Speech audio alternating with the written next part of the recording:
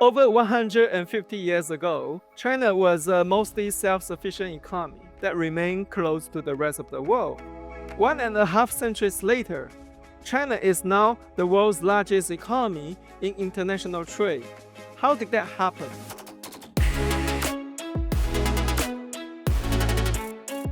Welcome to Economics Unpacked, a Vox-Dev series where we try to answer the big questions in economic growth.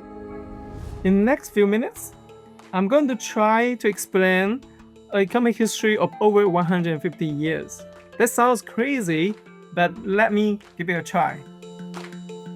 China's growth story started more than 100 years ago when China lost the Opium War.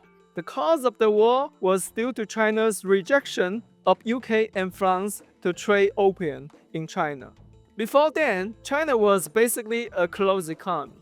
As a result of the Opium Wars, China was forced to open more than 5 treaty ports, including Shanghai. At the same time, territory, including Hong Kong, was annexed by the UK. The emperor realized China must engage with the West and started introducing Western technologies and ideas to China. At the same time, the Westerners started to come to China, introducing modern technologies, setting up enterprises in China. The next stop is the interwar period. The Western countries were busy fighting wars. It provided a brief opportunity for China to make use of modern technologies, building up its own production, and then export to the rest of the world. The next key day is 1949, the establishment of the People's Republic of China, or the PRC.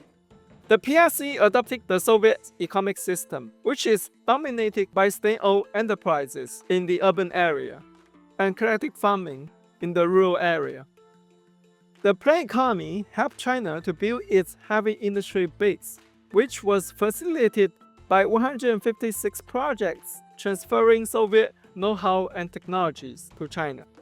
However, the planned economy is also featured by low efficiency, high distortions, which brought disasters.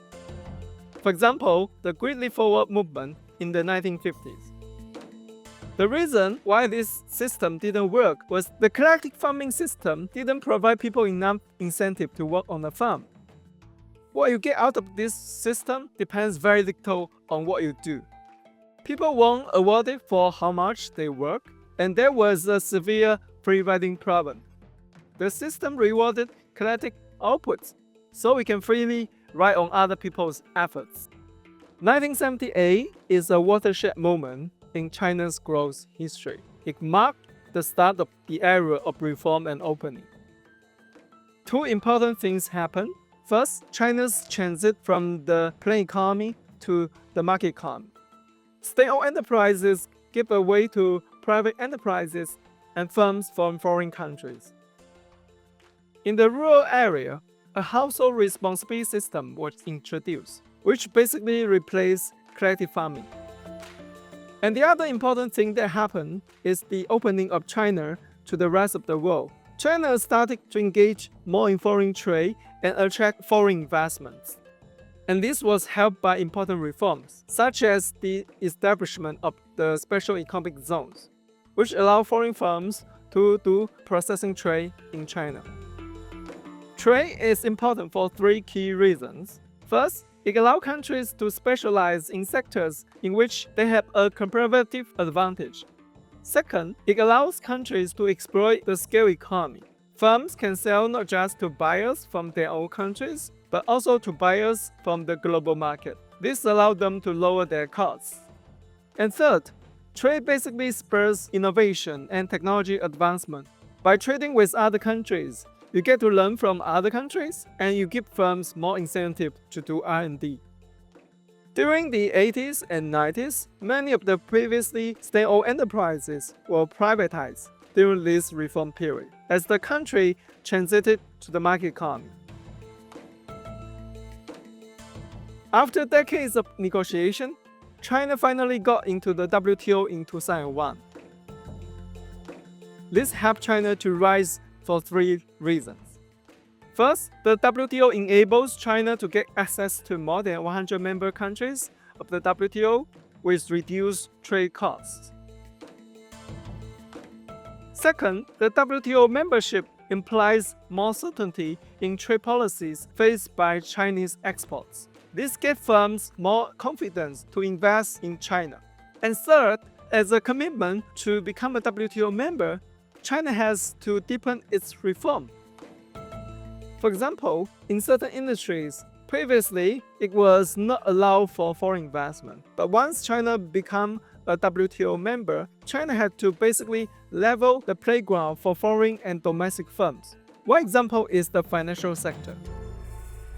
Since the WTO accession, China basically became the world champion in trade and manufacturing. At the very beginning, China was specialized in low value-added sectors such as textile, and now China has gradually climbed up the value chain and making sophisticated products such as cell phones, electrical vehicles, and chips. Another important moment in 2015, China basically came up with this growth initiative, Making China 2025, targeting certain advanced industries such as semiconductor industries, biotechnology.